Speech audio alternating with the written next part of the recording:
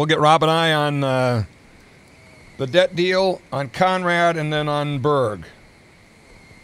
All right? All right, here we go in 3, 2, and 1. Hey, folks, welcome to the Before the Show show.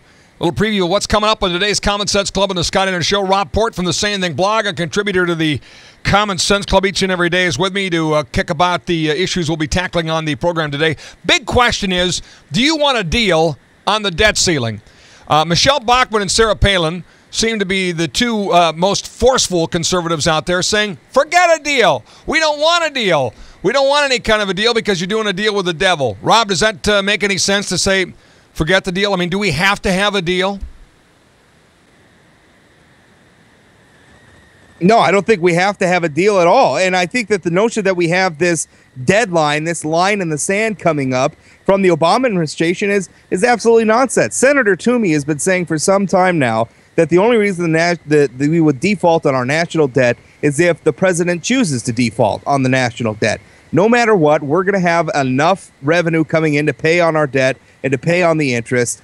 We could do it. It's going to mean spending cuts in other areas of the budget. It's going to mean some of these tough decisions that the people in Washington, D.C. talk about all the time and never seem to get around to actually making.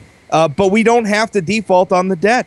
So unless the Democrats are going to put something on the table that Republicans actually want, and that's big spending cuts, that's something like a balanced budget without raising taxes, then they shouldn't make a deal. So the debt deal says spend less and keep paying our debts, and maybe the forced discipline we so desperately need will finally come by not cutting some grand deal to say, okay, lift the debt ceiling, and then we can spend more, and then we can do this, that, and the other thing.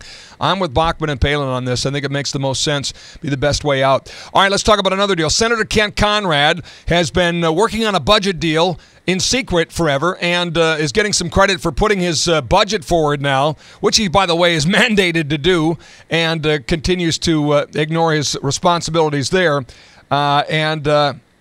He didn't actually release a budget. We've got an outline of a budget. Am I right, Rob?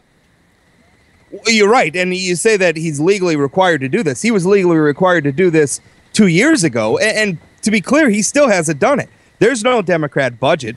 If you asked for a copy of the Democrat budget from the Senate Democrat caucus, they won't give you one. Republicans can't get one. Nobody can get one because they haven't put anything on the table. What Senator Conrad did yesterday is he stood up on the floor of the Senate and he talked about the budget. He gave some outlines. He leaked out some details, and of those details we got, they don't look good, but there's still no budget on the table. The Democrats still have not put anything on the table, and you really have to wonder because Senator Conrad promised when he was retired, when he announced his retirement from the Senate, that he was going to be a leader on the budget issue. Is this leadership? Is this these sorts of partisan games where they're keeping their budget in secret? Is this leadership? I don't think so. And by the way, big surprise, I know, but it comes with a $2.8 trillion tax hike. So once again, Senator Conrad is a tax and spender. And it's a very unfortunate deal, especially with a complete and total lack of leadership on the budget from the Senate majority, the Democrats. Last point we're going to talk about and ask if anybody cares. Rick Berg is one of a handful of Republican freshmen. I think there's 5, and then 1 Democratic freshman that has not introduced a piece of legislation. The Hill newspaper is reporting on this today saying, gosh, why haven't they introduced legislation? Did we send Rick Berg to Washington, D.C., to write legislation, to write more laws, or is this much ado about nothing, Rob? Your quick take.